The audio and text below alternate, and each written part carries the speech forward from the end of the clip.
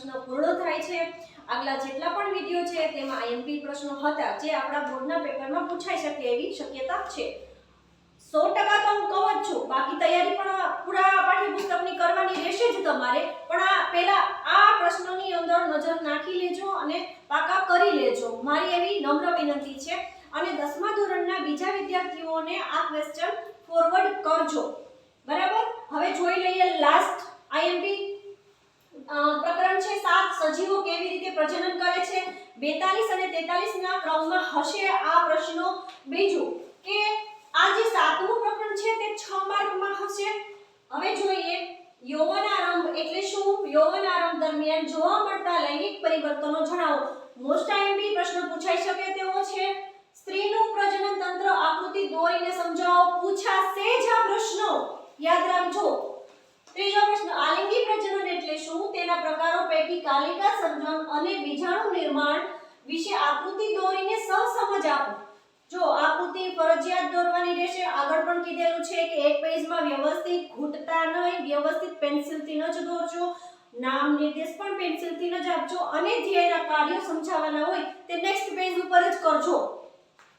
પછીનો પ્રશ્ન છે સ્ત્રીમાં ભ્રૂણનું નિર્માણ કેવી રીતે થાય છે? બાળકના જન્મ સુધીના તબક્કાઓ વર્ણવો। બધું આઈએમપી છે, ધ્યાનમાં રાખજો। પાંચમો પ્રશ્ન ગર્ભાવસ્થા અટકાવવાના વૈજ્ઞાનિક ઉપાયો સમજાવો, પૂછાશે જ પ્રશ્નો। વાનસ્પતિક પ્રજનન એટલે શું? તેના કોઈ પણ બે ફાયદાઓ જણાવો। હવે બાળકો જે આઈએમપી પ્રશ્નો છે તે પૂછાશે જ, હું હજી વારંવાર કહું છું, એટલે ખ્યાલ રાખજો અને આકૃતિ ભૂલતા નહીં। ત્યાર પછી જે આ 7મો પ્રશ્ન છે તેની અંદર બે તબક્કા મૂકેલા છે, નીચેના પ્રશ્નોના ઉત્તર આપો। તેમાં પહેલો એ કરીને માનવના શુક્રપિંડનું કાર્ય શું છે? બીજું શુક્રાશય અને પોસ્ટ્રેટ ગ્રંથિની ભૂમિકા જણાવો। જો વિદ્યાર્થી મિત્રો ફરીવાર બોલું છું, 42 અને 43 ક્રમની અંદર આ પ્રશ્નો પૂછાશે। અને હવે એક જરાક નજર નાખી દઈએ કે વિભાગ બી જે તમારે પૂછાવાનો છે 2 માર્કમાં હશે, 25 થી 37 ક્રમમાં હશે। ત્યાર પછી કયા ચેપ્ટર આ બી વિભાગની અંદર મૂકવામાં આવશે? 1 3 5 7 10 11 12 અને 13। આની અંદર 7 અને 11 નંબરનો જે પ્રકરણ છે ને તેની અંદર બે પ્રશ્નો લેવામાં આવશે। પ્રકરણ યાદ રાખજો, 1 3 5 7 10 11 12 અને 13।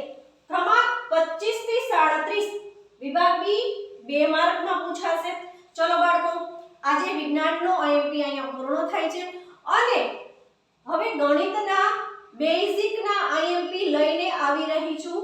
જે પણ વિદ્યાર્થીઓએ બેઝિક રાખ્યું છે તેને માટે આઈએમપી પ્રશ્નો અને આઈએમપી દાખલા હું લઈને આવું છું।